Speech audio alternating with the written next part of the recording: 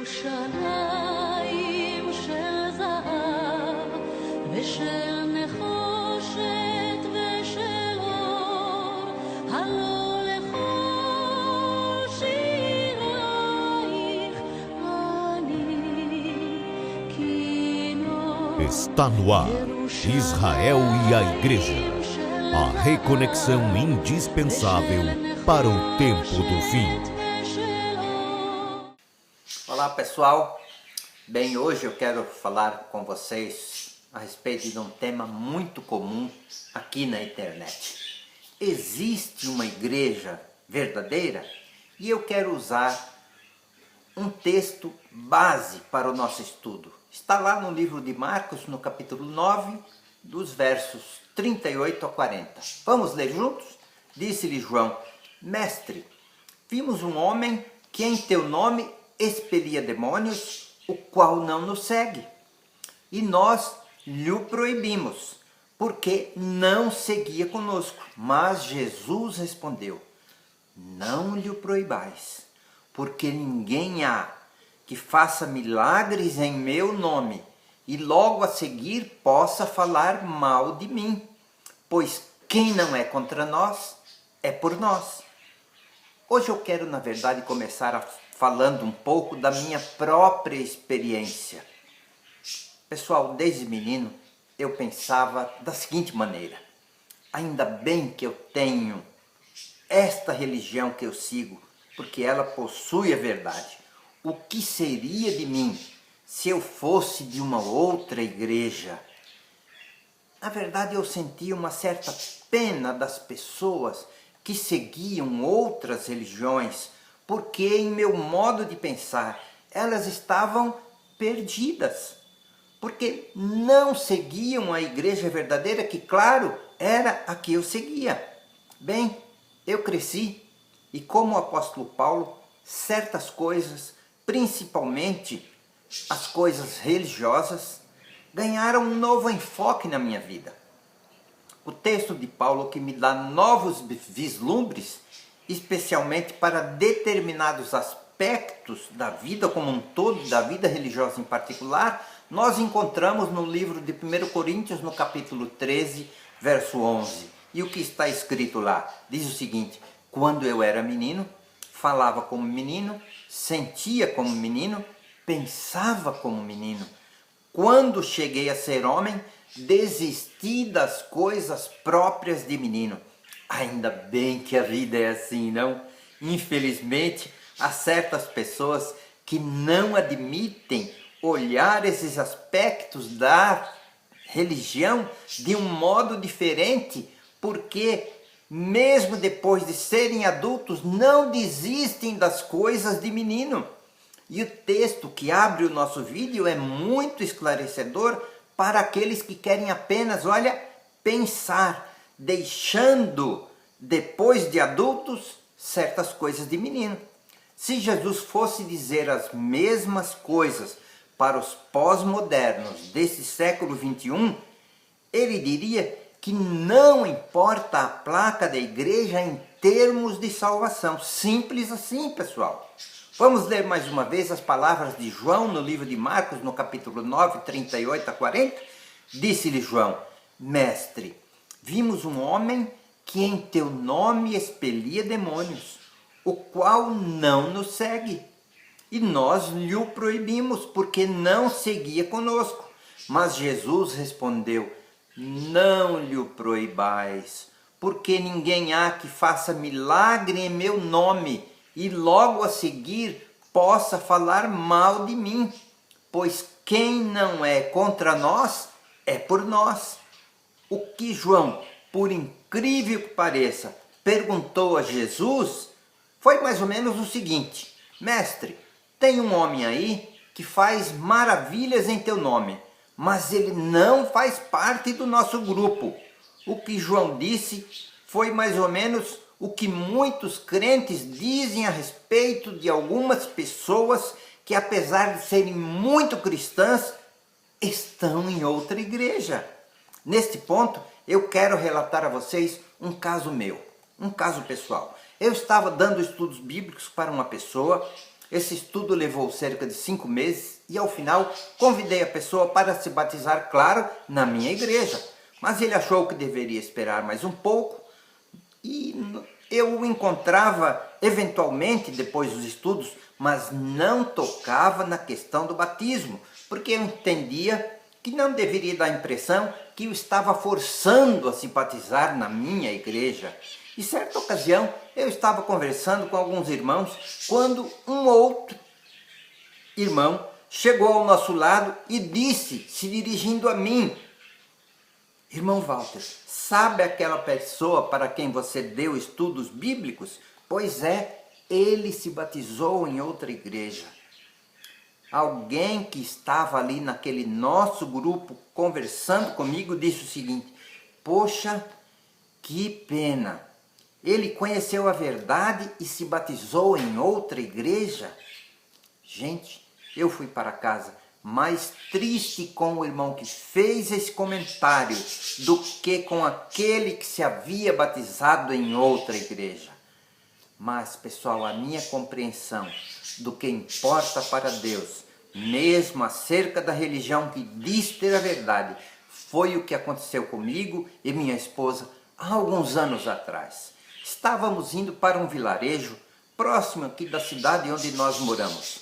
Fomos de carro e o lugar que fomos conhecer era tão pequeno, tão minúsculo, que demos uma volta naquela que era a única praça da cidade, onde havia um pequeno comércio e uma igrejinha. Demos meia volta para retornar. Não havia o que fazer. Estávamos então retornando, quando depois de rodar mais ou menos 1 quilômetro, vimos um senhor que, a meu ver, aparentava ter uns 90 anos de idade. E isso até se confirmou depois. Ele tinha um cajado na mão e uma pequena mala de couro na outra. Uma mala pequena. Naquele momento, eu disse para minha esposa: meu bem, olha aquele senhor ali. Para onde será que ele vai? Vamos oferecer uma carona para ele? Ele está indo a pé. Talvez ele vá lá para aquele vilarejo.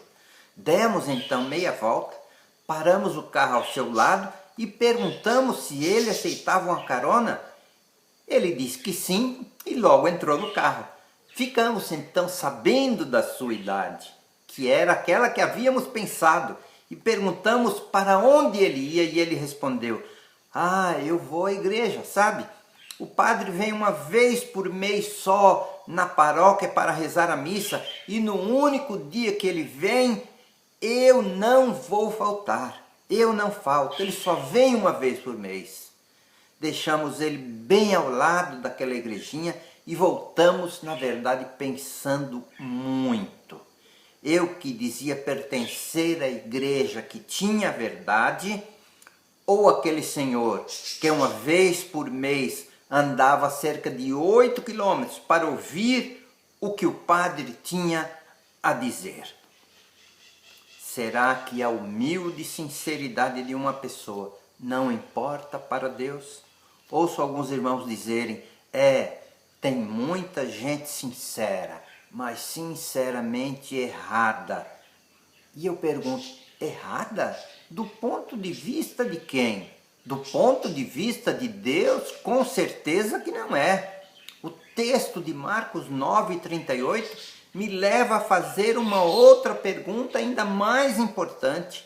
Será que os cristãos sabem realmente o que significa igreja aos olhos de Deus? É muito comum ouvir os cristãos dizerem: vamos à igreja hoje? Para essas pessoas, a igreja é um prédio, é uma catedral, é um templo. Mas, gente, a igreja não é um lugar. Quantas vezes eu mesmo disse do púlpito: que bom que você veio à casa de Deus. Hoje eu fico pensando, se você quiser encontrar a Deus, tem que ir ao templo? Deus estaria aprisionado lá? De maneira que se você quiser encontrá-lo, tem que ir lá no templo? Os cristãos, com o objetivo de chamar os fiéis para irem ao templo, ao qual chamam de igreja, fazem um uso errado do livro do que está escrito em Êxodo 25, verso 8, e me farão um santuário e habitarei no meio deles. Será que Deus estava dizendo, olha, façam um santuário e venham até ele, se quiserem me encontrar, porque é lá que eu estarei? Claro que não, pessoal. Nem vamos nos delongar sobre esse detalhe, porque creio que todos vocês compreendem claramente o que Deus estava dizendo em Êxodo 25, verso 8. O que adiantaria se Deus estivesse em uma catedral, em um templo, como muitas vezes eu vejo, vazios? Se Deus quer estar com você, na sua mente, no seu coração. Ele quer ser o primeiro, o último e o melhor na sua vida. O que importa para Deus é o templo que está em você, porque diz a Bíblia, vós sois o templo do Espírito Santo. Eu não estou dizendo que você não deve ir ao templo. Claro, se puder, vá. Mas não adianta ir se você for apenas porque está habituado, ou porque você fez isso desde criança, ou porque isso alivia a sua consciência, ou porque, quem sabe, quer apenas rever os irmãos e colocar a conversa em dia. Pessoal, reunir-se com os irmãos para louvar e adorar ao Senhor dos Exércitos em um só propósito, em um só espírito, é tudo de bom. Quero concluir como eu comecei. Existe uma igreja verdadeira? Claro que existe, pessoal. Essa igreja é você. Se você buscar a Deus de todo o coração, como Deus disse através do profeta Jeremias no capítulo 29, versos 12 e 13. Então me invocareis, passareis a orar a mim, e eu vos ouvirei. Buscar-me-eis e me achareis quando me buscardes de todo o vosso coração. Assim, pessoal, e só assim você fará parte da igreja verdadeira. A placa da igreja verdadeira tem sim um nome. O seu nome, se você quiser. Eu quero convidar você a curtir e compartilhar este breve vídeo sobre esse tema que muita gente procura na internet. Eu não tenho a palavra final, mas se você gostou e quer dividir este assunto com outras pessoas, curta e compartilhe. Te convido ainda mais, inscreva-se em nosso canal youtube.com/Israel e a Igreja. Um forte abraço para você. Tchau, tchau.